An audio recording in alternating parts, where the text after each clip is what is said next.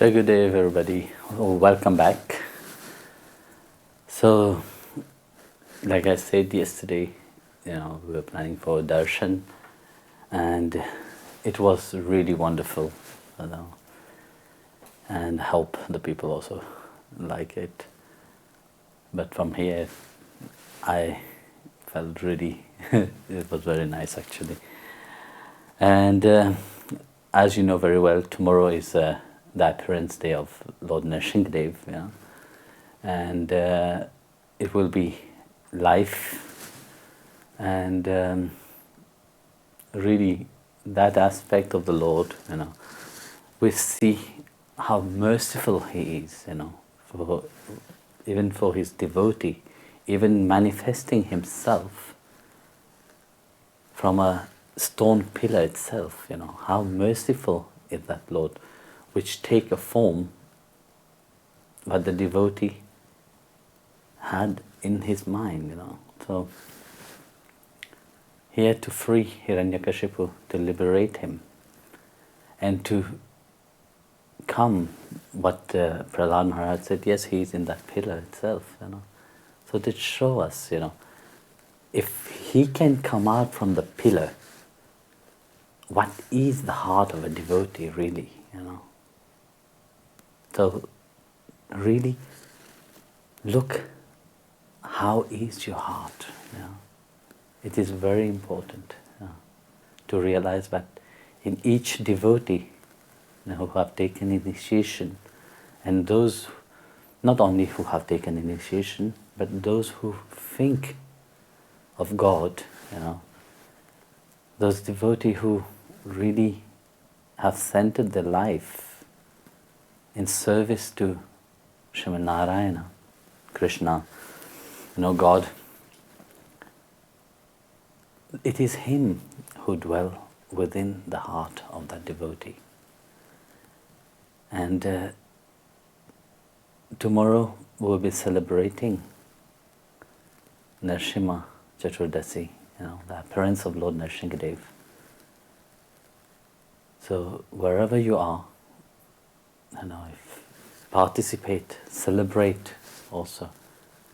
But your heart is not like the stone. Your heart is a heart which is pure. It's a heart of a devotee who the Lord Himself have called and manifest through you. So participate and celebrate together with us. So Jagopal will ask your question. Guruji, does a person who has come face to face with the true avatar of God, but did not realize the opportunity that presented, realize this after death? Look, one thing. If in life you don't realize something, after death it will not help you. This must be clear. Whatever you have to do it here. Don't expect once your body is getting rotten, but you will attain bliss. That doesn't happen. Now, this is the delusion of the mind. Very often people think, I will attain God once I die. No, you will attain God, you will attain Him here itself. This is the grace which He have given to those who surrender to Him, those who long for Him. They don't say that only while, when you die, then you will attain me. So you see, this is a misconception of things. Very often people think, even when we hear certain, let's say certain satsang, we say, okay, yes, only when I die, then I will attain Him. No, it is not like that. Now, whatever you do here, that's what you will get.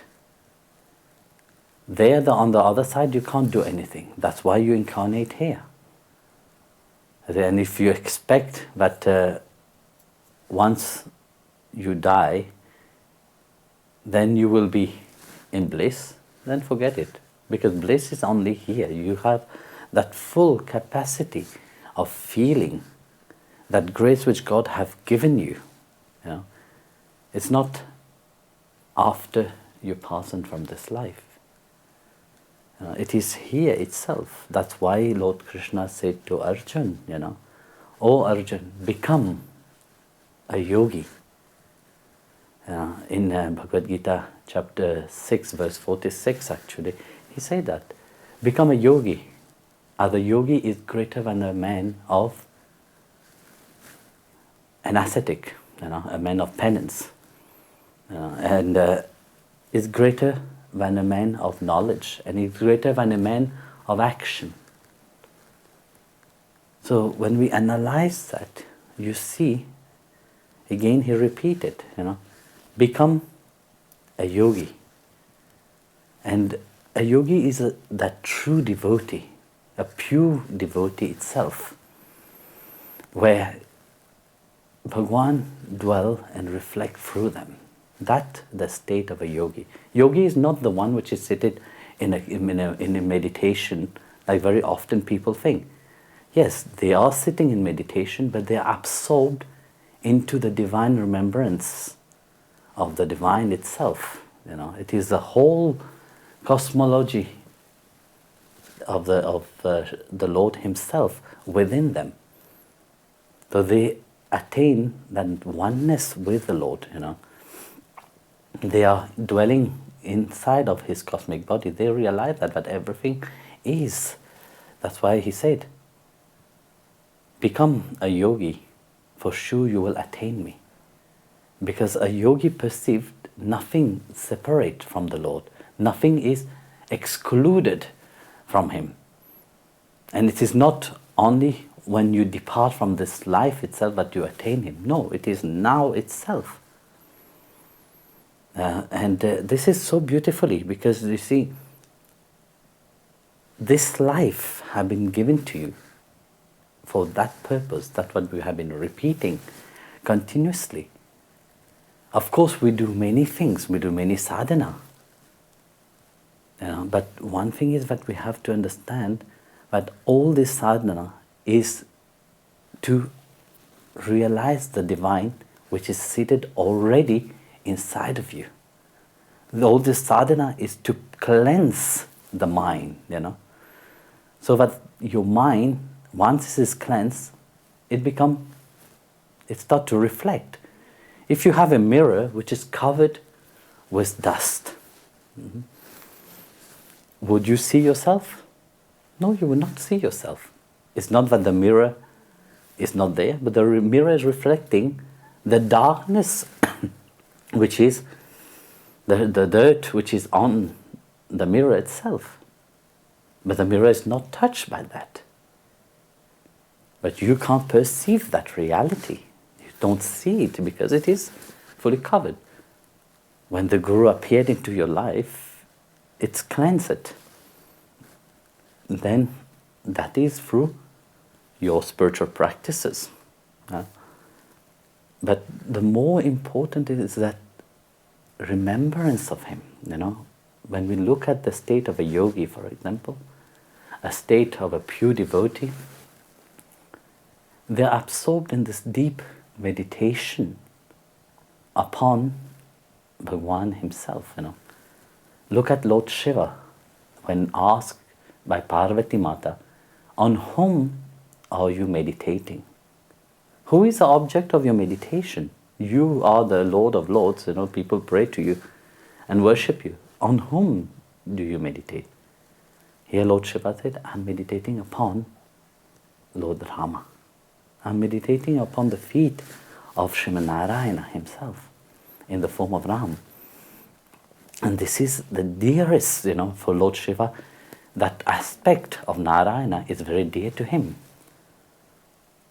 So his mind is fully absorbed into that remembrance in whatever he do. The gopis, the saints, the mind is fully absorbed to that aspect of the divine which they feel close to. So their mind have already transformed. For them, there is no action which is not a yagna. Every action is an action of performing an act of sacrifice for the Lord Himself. So it is not just one kind of action what they are performing but will bring them to one state of happiness. No, in every action they dwell into that state of bliss itself.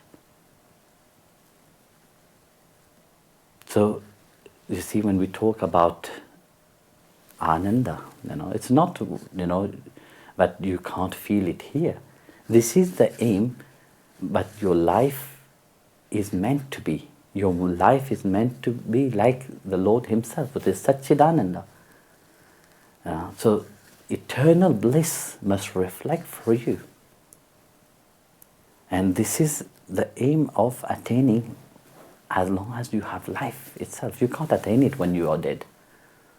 When you are dead, it's finished. So whatever you do is only here that you can attain.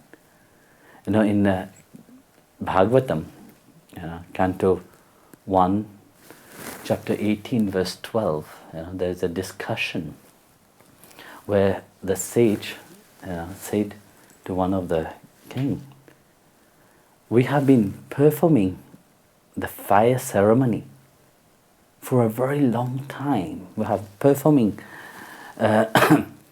penance for many long time. This fire ceremony, we have been doing it. We have done it so long that our body itself start to look like a bark of a tree. You are darkened by the smoke. Imagine that. They have been doing so much yajna, but the body have been darkened by the smoke like a bark of a tree. But then he said that success on that, it is uncertain. Even we are doing all this sacrifice for the Lord, but yet the success into that is uncertain, because we are doing it, but we don't feel certain about it. We are not sure, really, is it really pleasing to the Lord or not? Because if it was pleasing to the Lord, we will feel it inside of us. But why we don't feel it? But now, being in your presence, Suk Maharaj, he said, being in your presence, Sonak Rishi said, we feel that unlimited joy, through the grace of you being here, through the blessing that you are pouring upon us. We feel that grace and love which derive from the lotus feet of Govinda. So, you see, being in the presence of a devotee, being in the presence of those who truly love God without any selfish motive, this is very important. We are not in business with God. Very often we think that yes, we are, worshipping God. We have to get something from Him. We must worship Him to get we have to feel something, or we have to get a certain. Very often you hear that in people's life, that I've been performing. I'm doing my kriya for so long. And I remember I once met somebody in America who was saying, I've been practicing kriya for more than 40 years, one Mataji it was. And, but yet I don't feel that happiness inside of me. I don't feel that great joy that you're talking about inside of me.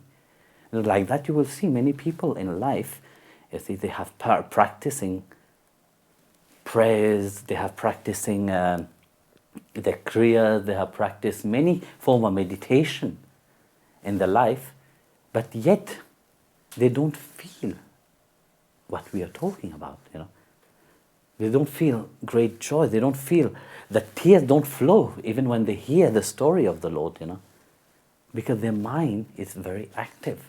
Because their mind, whenever they have practiced their devotion, was always for an aim. I'm practicing to feel this, or I'm practicing to get something. But you can also go through many lives. If that is your aim, you can go through many lives itself of practicing. You will not get anything. You will not feel that bliss of the Lord itself inside of you. Because you have put an aim to it. You have put, yes, a business. You're doing a business to God. So, you see, people disguise themselves, as being spiritual. And they have a label on them, a stamp on their head. I am spiritual. But inside, they are not. And yet they expect to feel bliss because they appear to be spiritual outside. They are pure hypocrite. Such hypocrisy, do you think that will attract the grace of the Lord? No, it will never attract the grace of God. Do you think, who are you fooling? You are just fooling yourself. So, you see, when you fool yourself by putting a certain etiquette on you, don't expect that you will attain to something supreme. Because Bhagwan dwells inside of you. The moment he perceived that sincerity, he threw himself, like he said himself, I am enslaved to my devotee. How wonderful it is to feel that the Lord is rendered powerless through the faith of a devotee. It's not because there's a sadomaso, yes, I want to render him powerless, that's why. No, it is out of this love. It is out of that, unselfish love that happened. Where he gave himself willingly. Happily he gave himself to his devotee. And that happened when you have life inside of your body. And if you have not achieved to that, of course the grace of Guru will always protect you and uplift you. And this is where spiritual life is important. This is where you have to understand that whatever you do in your life, you are safe, and you are never alone. The grace of Guru and God carries you. Guruji, is there a difference between mercy, kripa, and grace, anugraha? Like you're playing on words right now. You see, grace, we can say that everything in life is grace. Firstly, life itself is grace. But kripa, even if it sounds the same, but actually it is not the same. You see, once we realize that everything is this grace here, but to have that, well, we will say, which word did you use? Sorry. First was kripa and anugraha. But it's the same Mercy and grace. So, you see, we have His mercy first. We have to take shelter to His mercy, to be able to realize that grace. Because without mercy, we can't realize the grace. Because without mercy, we will still dwell into Maya. It is out of His mercy to humanity that He revealed, firstly, the grace of being here itself. Because without mercy, we will take life for granted. This is the nature of human. We like things, we like to entertain, and we like to enjoy it. And we take it for granted because it has been given to us. We become very, ungrateful about it because it's easy. We don't realize that what have been given to us, this have had a long term of planning. Your soul, your Atma, have gone through thousands or millions of life, which you have come to this moment where you are right now. But yet, you see, through His mercy, He have revealed Himself to you. He have revealed Himself in the name of He revealed Himself in the form of His name, where you can call to Him. Here He said, "I'm giving you my name. Call to me." It's like He have given you His mobile number. But until the line is not the line is not clear, you will not hear Him. So you have to be grateful for that.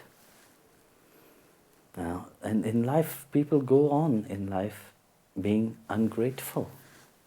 And this is the sad thing about that. We take life for granted.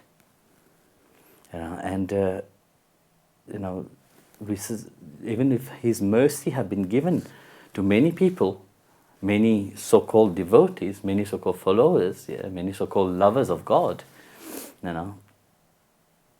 He sees that you have worked hard through many lives, and He have poured His mercy upon you. And through His mercy you have been born as a human being. But yet what He wants to grace you to know Him better. He wants to grace you so that you can become a grateful person. Firstly, being grateful of life and being grateful of what He have given you, being grateful of being a human being. And being grateful of being a human being is where love flourish inside of your heart, inside of your mind. Not a selfish love, but a love which is full of gratitude. And that you see in the life of many people. You see, throughout life, God give experience, God reveal through small things.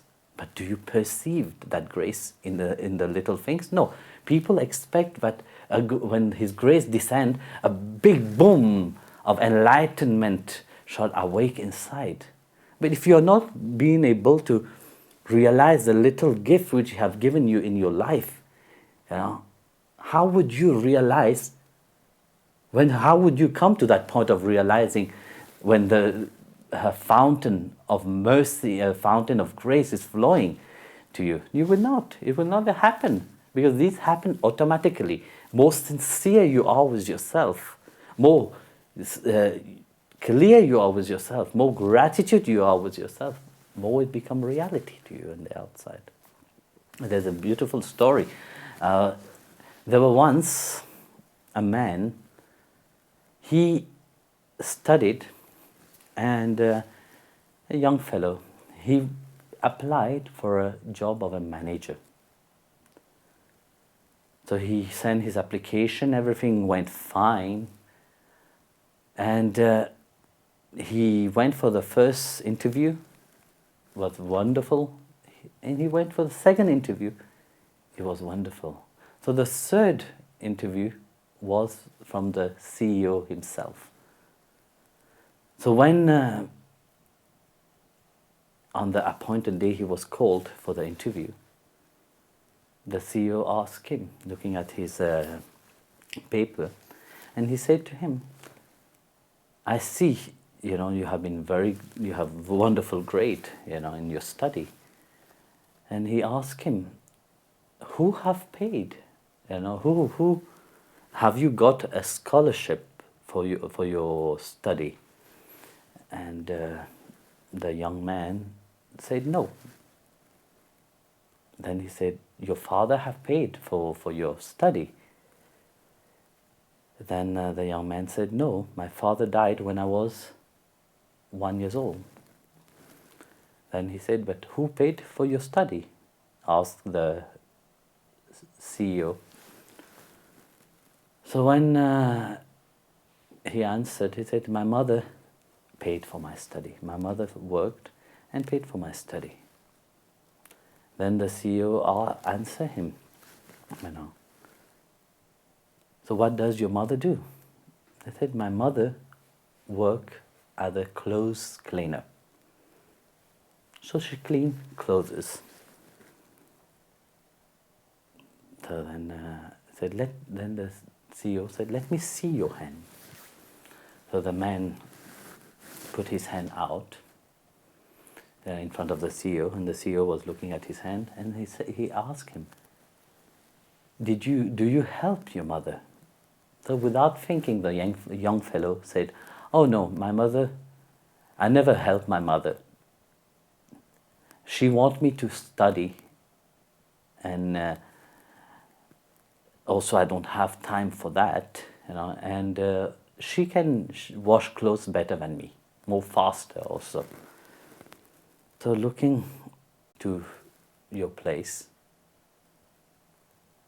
wash the hand of your mother." Strange in his mind. He said, "Okay, yes, I will do. Then come and see me tomorrow." As the young fellow left the office, he was thinking,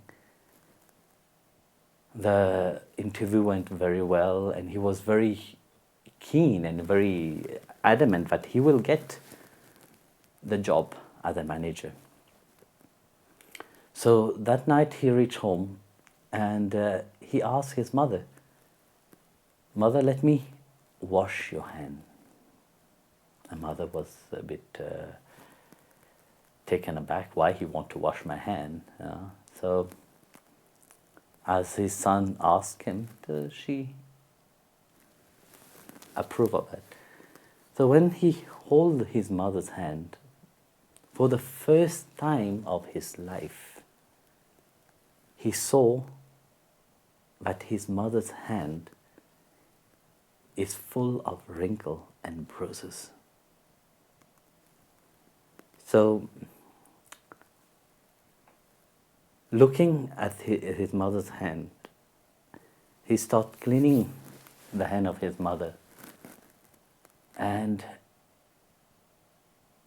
as he was cleaning the hand of his mother, tears started rolling from his eyes. And of course, the mother, because of the bruises, she was shivering with pain, sometimes when the water will go inside. So he held his mother's hand, and he started crying. So that night, he cooked food for his mother, and he gave it to his mom. And when his mother was eating, he washed all the other clothes. And that night, mother and son, they sat and talked about the life itself, how wonderful, the life had been. And he was having such a gratitude for his mother, for what she had done for him. So the next day he went to the office. The CEO asked him, "How was your day? How was it last night when you talked with, have you done what I told you to do?" And he said, "Yes, I have washed the hand of my mother." And he was crying. Some tears rolled down from his eyes. And then the CEO said to him, "What lesson have you learned from that?" And he said that, "I have learned that I should not take everything for granted. And I have to be grateful for what my mother have done for me. I have to be grateful for what people who love me do for me." And the CEO said, "Yes. And that kind of manager I would like to have. So you are hired, So throughout his life, he became a wonderful manager, always listening to the people and really be grateful. And all his subordinates, all his employees who was working under him, they always praise him. because he was always there for them and listened to them. So you see, life is the same, you know.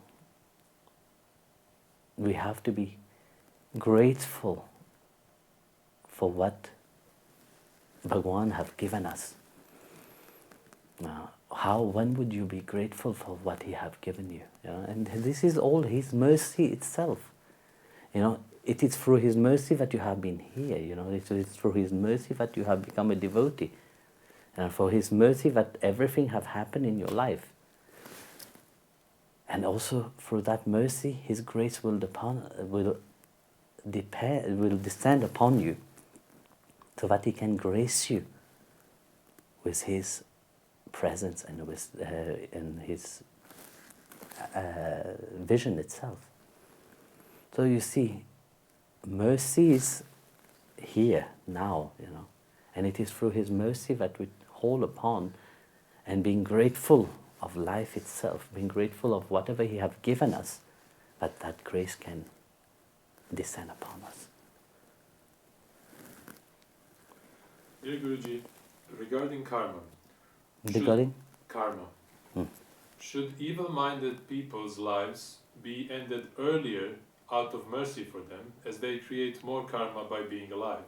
Would a fresh start give them a better chance to change, or would they be born again with the same mindset?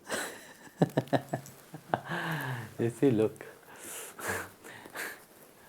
let's say if somebody is evil-minded, do you think by ending their life earlier that will change something? It will not change anything. If they have not cleansed themselves in this life itself, that will carry on in their next life. You see, whether they become more worse, you know. But you see, everybody can change, even if they change in the last moment. The grace of God have changed so many people.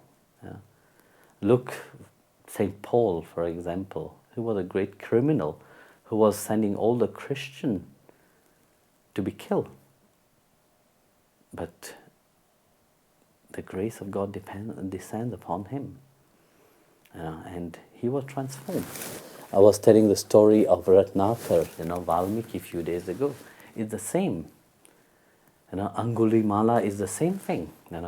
He used to cut the little finger of everybody who passed through the forest, until one day Lord Buddha passed by there, and Lord Buddha said, "You want to cut my finger? Here, take, cut."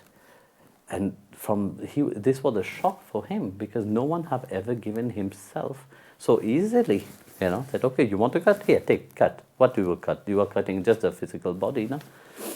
So that created a shock inside of him, and he changed.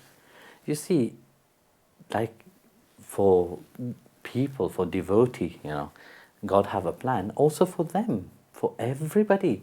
It is in His mercy to come to Him. Until they don't finish with their karma from past and transform that karma, they will never be free from that.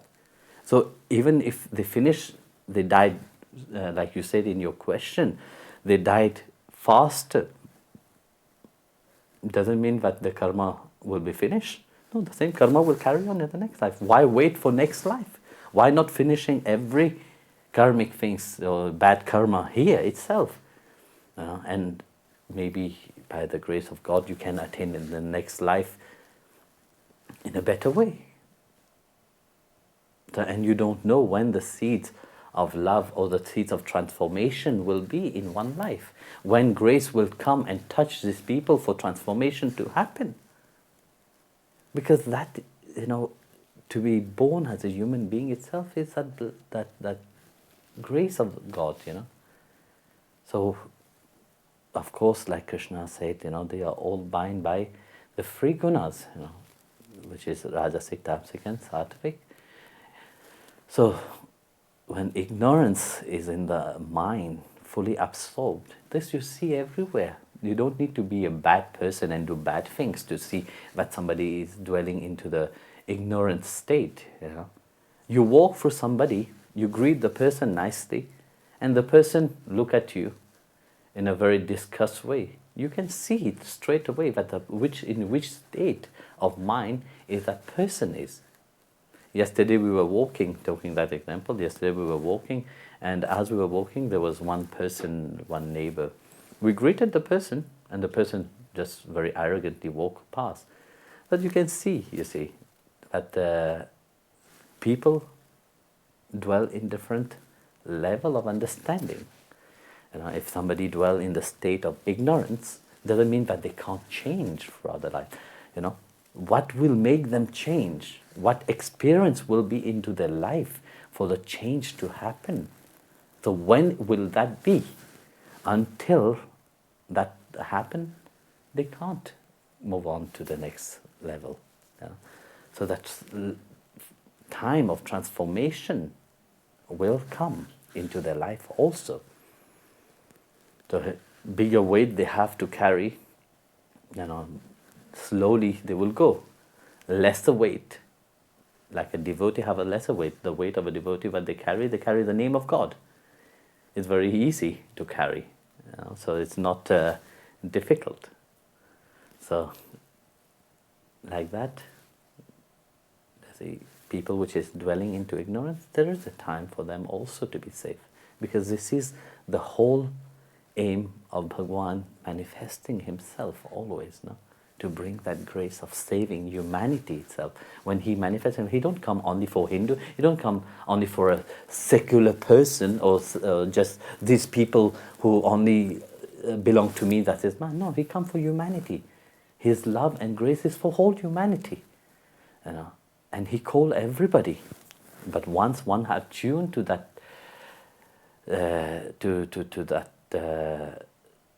attuned to him, then transformation happened. That's why it is said, make one step towards Krishna, he will make 100 steps towards you. Which is true, actually. People who have ever made a step, looking at their life, when I talk with devotees, you see how they have transformed itself, It's like gold. When you find gold in the earth, it's full of dirt. When you take a diamond, a raw diamond, you think that it's just a normal stone. You will not know about it. But when that is cut and polished, you see how they shine. So the same thing, in life. These people are like this rough diamond which have been soiled, which is in the earth itself. But once they come to the atelier of being polished,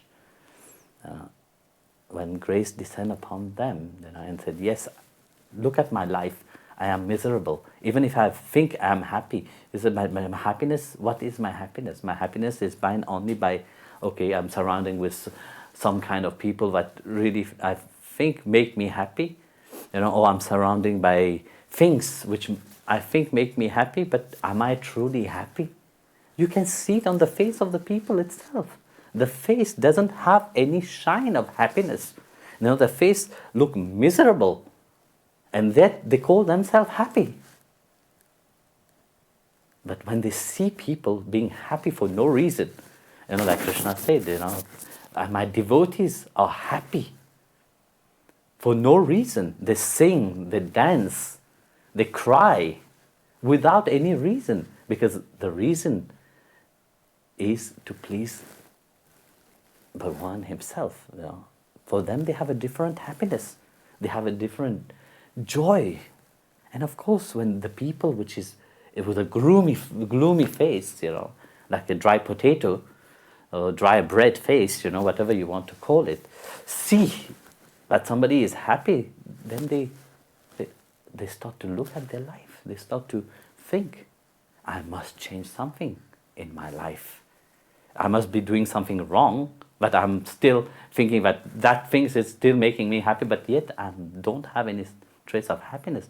And of course, these kind of people, when they see you firstly, it's a shock for them. In their mind, they start to think, that people, I think they are on drugs. Yes, we are. Our drug is called the name of the Lord himself. It's Om Namo Narayana. It's Giridhari, Vittala's name. This is the drug that we take.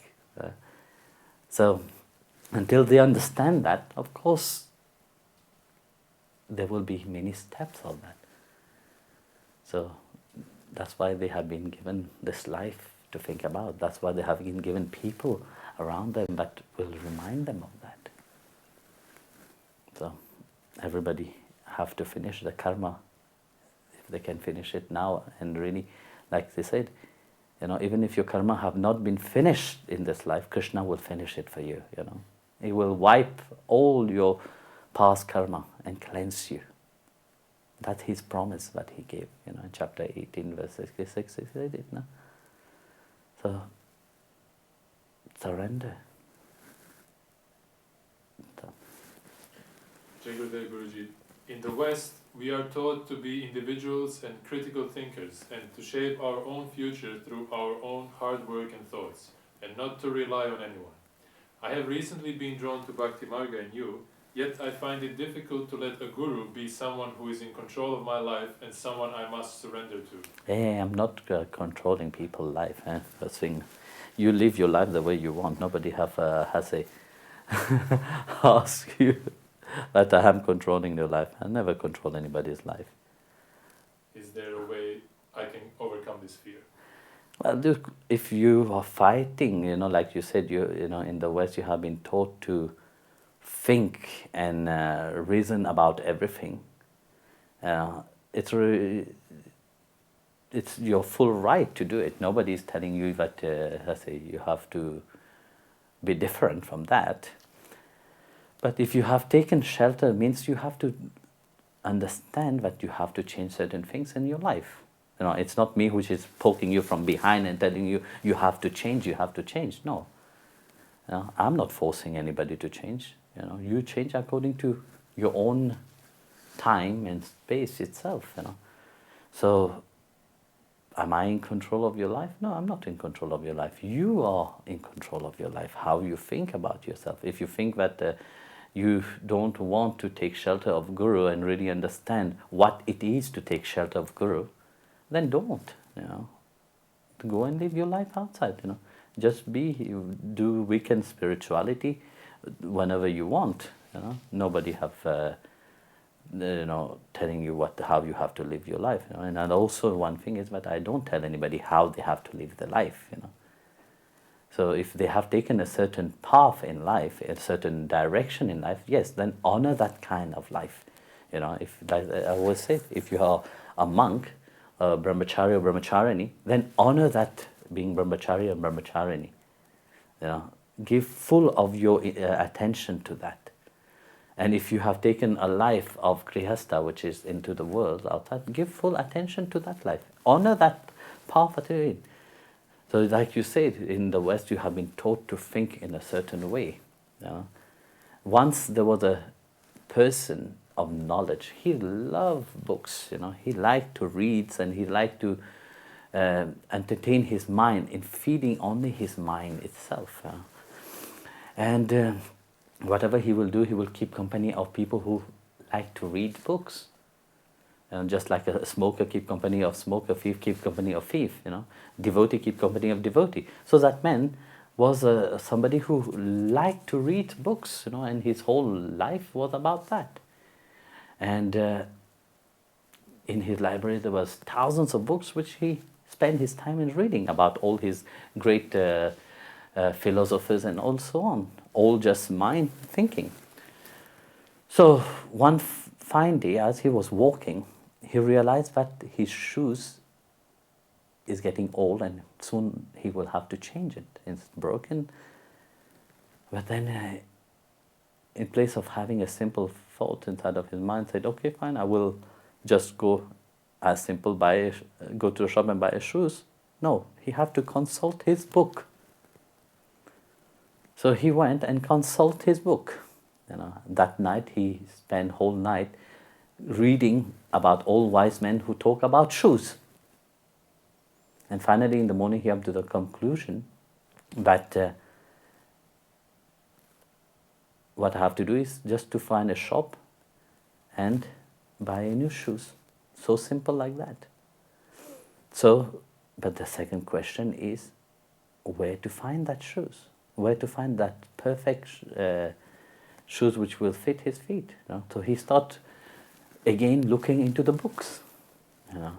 This is how people have been taught to think. You have been taught to think, always think in one way. So start looking into the books. He starts searching, and in that book in one book he found that he had to measure his feet with a straw. So he measured his feet in a straw, and then he decided to go in town and look for a shoe. So as he went to the town, he went to the shoe shop, and for him to buy a shoe, he needed a straw. So he went inside, he found a shoes, which according to him in his mind, that it is perfect. So he said, I will take this. Then he realized his straw is not with him. So he said, okay, keep it, I will come tomorrow. So he rushed quickly and he went to his house. No, he went back. So when the time came to, when he came back with the straw, the shop was closed. So when the shop was open again, he asked the shoe keeper, the shopkeeper, sorry, the shopkeeper, I saw the shoes that I saw before. Can you give me that shoes? I said, that shoes have been sold already. I said, how? Why? I said, because when you left, somebody else came and bought it. He said, I like that shoes. But then the shopkeeper was a bit confused, and he said, but how, why you didn't buy the shoes, when you had it earlier? Then he said, well, I forgot the straw, but I measure my feet at home. So that made the shopkeeper even more confused. And then the shopkeeper said to him, listen, to buy your shoes, you don't need a straw. What you need is your foot, your feet. And your feet is with you. Yeah. You could have just make it easily, just put the shoes in your feet and see whether the size is right. So, like that, you see, people of the world also think the same way because they have been taught how to think. You can't think from outside of the square that they have built. They keep thinking in a square way. They think, if I take shelter to the Guru, oh my goodness, how will I see? What will the people think? What the people will say about have a Guru? Firstly, this is a bit shocking for the world, and so like that, I think, how I should live my life, all this kind of question will arise, because out of fear that you are losing something. So put that clear inside of your mind that whatever you make with your life is your choice. If you want to be on the spiritual path, and to want to follow that path, you want to follow the Guru and you want to follow the path, so that is your choice. It's not the choice of anybody else. So, but first learn to let go of this narrow way of thinking. Come out from that square box which you have put your mind. So that is the change. And also one thing is that I'm not. Like I said, I'm not running behind anybody and poking people behind and tell them to change their life the way it is. No, it's up to you. If you want to move forward and if you want to follow, this is your choice to do. Feel free to follow it. So, Jai Gurudev.